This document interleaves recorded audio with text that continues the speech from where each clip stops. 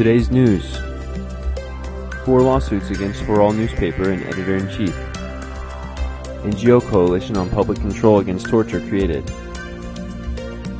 Jan.az will cover Azerbaijan and its problems. On August 3rd, in the press center of the Institute for Reporters' Freedom and Safety, Hurral newspaper editor-in-chief Avad Zeynallah conducted a press conference regarding the lawsuits filed against Hurral newspaper.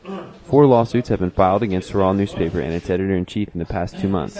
Presidential Administration head Ramiz Mehdiyev filed a lawsuit against Zeynallah regarding the article Ramiz Mehdiyev's Plan Against Bakhtiar Vahabzadeh, which was published in Hurral newspaper on May 23, 2010.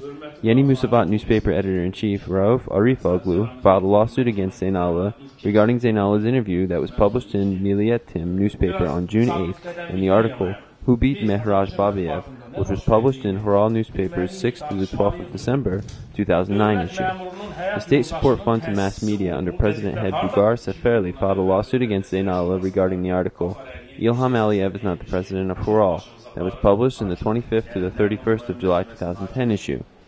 One of Rauf Arifoglu's lawsuits is a criminal case or a special format lawsuit, and Arifoglu demands Zeynallah's arrest. The goal of these prosecutions is to terminate Hurral newspaper's publication.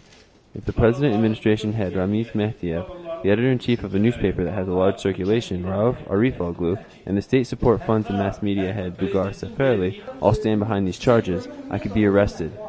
The most interesting thing is that Rauf Arifoglu has already demanded my arrest in the special format lawsuit he filed, said Avad Zeynallah. Today, a civil society group announced that a coalition on the prevention of torture in prison was created. The NGO's public control was established by 6 public unions in the framework of the National Prevention Mechanism. The coalition is open to all NGOs that are engaged in legal defense work. Organization coordinator and Azerbaijan Committee Against Torture head Elchin Bahbudov pointed out that Baku joined the UN Optional Protocol Convention Against Torture and Inhumane Treatment. The implementation functions of the National Preventative Mechanism were assigned to the Ombudsman Administration by order of the President of Azerbaijan on the 13th of January 2010. According to Bahbudov, the Commissioner Office on Human Rights created a division consisting of 17 people. However, civil society representatives were not included.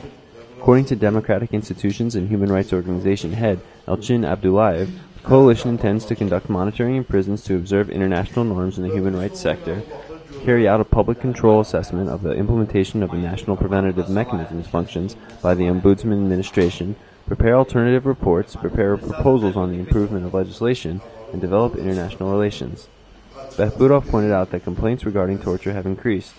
Although there were 140 complaints in 2009, there have already been 110 complaints during the first half of 2010. 6 facts about death cases as a result of torture were noted last year. This same indicator includes suicides as noted this year. The coalition is made up of Azerbaijan Committee Against Torture, Democratic Institution and Human Rights Organization, Center for Rehabilitation and Defense of Victims of Torture, the Institute for Reporters' Freedom and Safety, and the Center for Equal Opportunities Legal Enlightenment Society.